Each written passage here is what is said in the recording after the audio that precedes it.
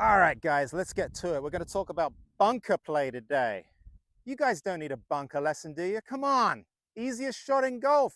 The only shot you don't have to make perfect contact with the golf ball. Now, listen, I know you've heard that from your local professional, and it only frustrates you even more. The truth of it is, there's some things that we need to do pretty well here. Are there a bigger margin for errors? Yes, there's a little bigger margin for error, but it's still not that easy, okay?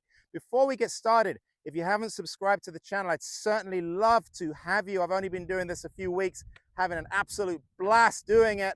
And yeah, go ahead and click that subscribe and bell button anytime I bring out a new video. You know the drill by now, okay? So anyway, let's get started here. Bunker play. Objective, obviously, to get the ball to come out on a cushion of sand consistently. We've got a little margin here, anywhere between 2 and maybe 4 inches behind the golf ball.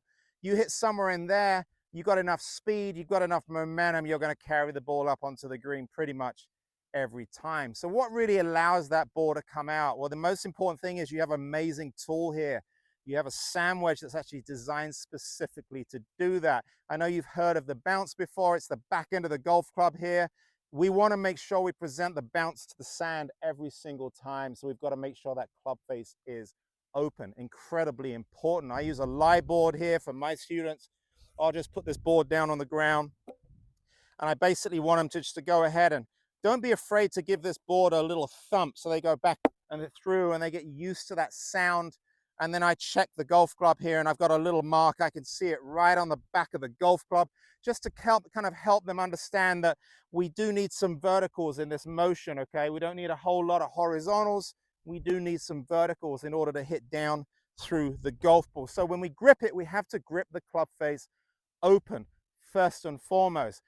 Don't take the club and put it in your hands and then twist it. That's the last thing we want to do. So grip the club slightly open. Make sure it's in the fingers, not in the palm. We want to lever the golf club here. We want to make sure that we hinge.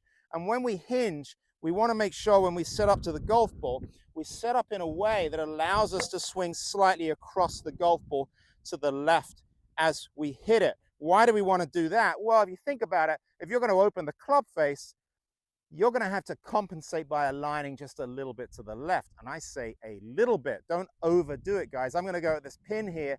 I'm probably going to be at maybe 11 o'clock if my target is at 12. So just slightly to the left, okay? As far as the setup is concerned, once we get that club slightly open, very important to understand, if you want to hit the sand first, you've got to make sure that that golf ball is placed further forward in your stance, okay? We don't want to place it in the middle of your stance. If you do that, you're going to come down and hit the golf ball first. So play that ball a little bit left of center, okay? Pretty much between your left heel and the center is ideal, okay? More advanced players, you can go ahead and creep it further, even further forward still. And then what I like to do is I like to get some width in my stance because I want to stabilize my lower body here. If I can stabilize my lower body, if I don't use my legs too much, what that's going to help me do, it's going to help me keep my pelvis in its depth as I start my downswing. If I start to drive my legs and feet all over the place, you see a lot of different angle changes. You start losing your spine angle in the bunker, you're going to have all sorts of trouble. So remember, open the club face before you grip it, play the ball a little bit left of center, get yourself nice and wide, stable platform, really, really important. And then as I set up to it, I want to make sure, just like chipping, just like pitching, I want to make sure that right shoulder is a little bit more vertical. Your right shoulder shouldn't be lower than your left any more than your right hand is lower than your left. So if you drop your right hand, you should be pretty much good to go. I see a lot of excessive right side bend in the bunker.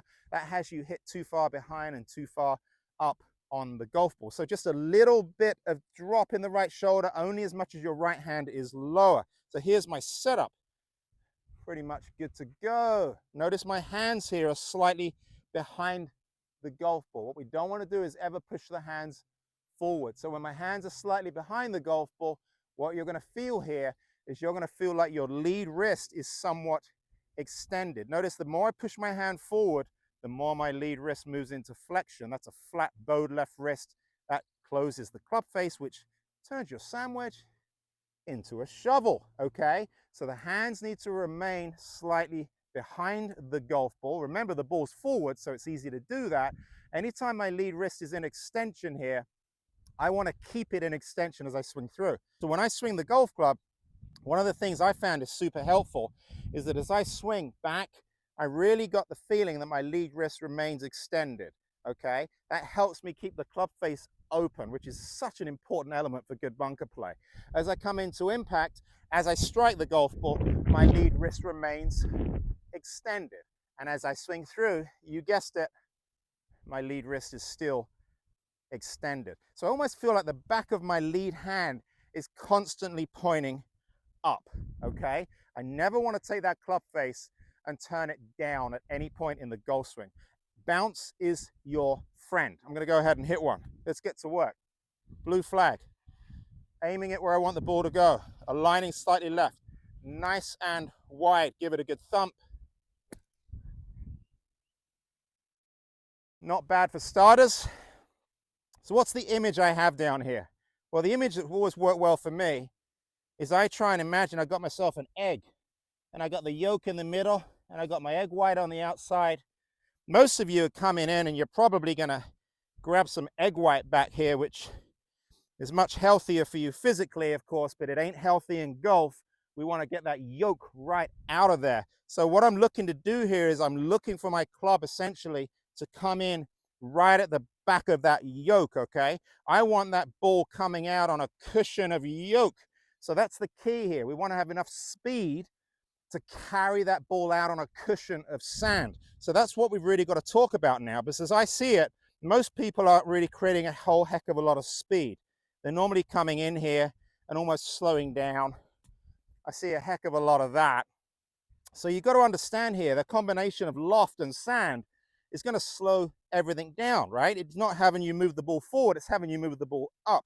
So you've got to increase your speed. So the best analogy I've ever heard Gary Player, right? You want to feel like you're striking a match. That one stuck with me from the first time I heard it when I was just a wee kid, okay? And I think it's absolutely fantastic. So imagine if you were striking a match, you'd make sure that you accelerate that golf club through the sand, okay? So let's go ahead and hit one more. Notice I'm aligned slightly left to compensate for an open face. Halfway back, my lead arm is parallel. If I go ahead and face you, you can see I'm creating a nice little L here between my lead arm and the shaft. Again, that left wrist is extended, guys, okay? I got a little cup in that lead wrist. On the way through, depending on how advanced you are as a player, one thing I recommend is finishing kind of waist high down in here, okay? Don't finish with the club way, way, way above your head. So we want to keep the legs fairly quiet, and we want to accelerate to around waist high, okay? Let's go ahead and do that one more time.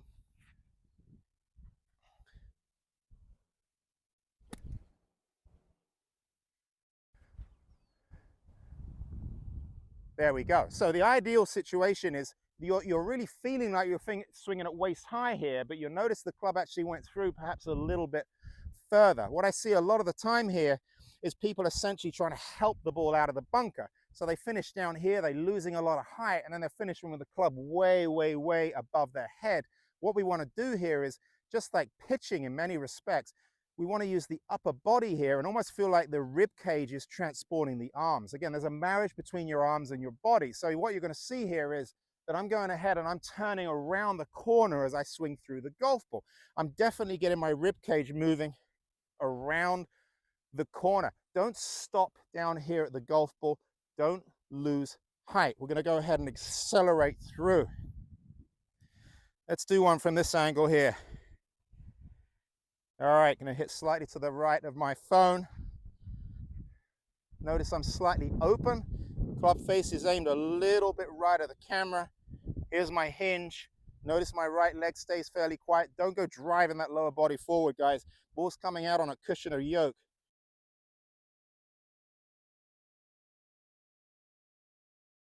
All right, rotating around the corner. Notice the club swinging out to the left of my body. I'm not swinging out to the right. I'm going to swing down my body line. And very important to understand here as we swing through, watch the lead wrist. It's extended. I almost feel like my right hand, guys, remains underneath my left. Don't be afraid to allow that right hand to work under. You can see here as I swing through. The worst thing you can do is drag that handle forward. Of course, you're going to dig that. If you do that, you're going to negate loft. It's not going to work for you, okay? Cadence is really the icing on the cake. Very, very important to understand here. You need some symmetry to this motion. You need some cadence to this motion.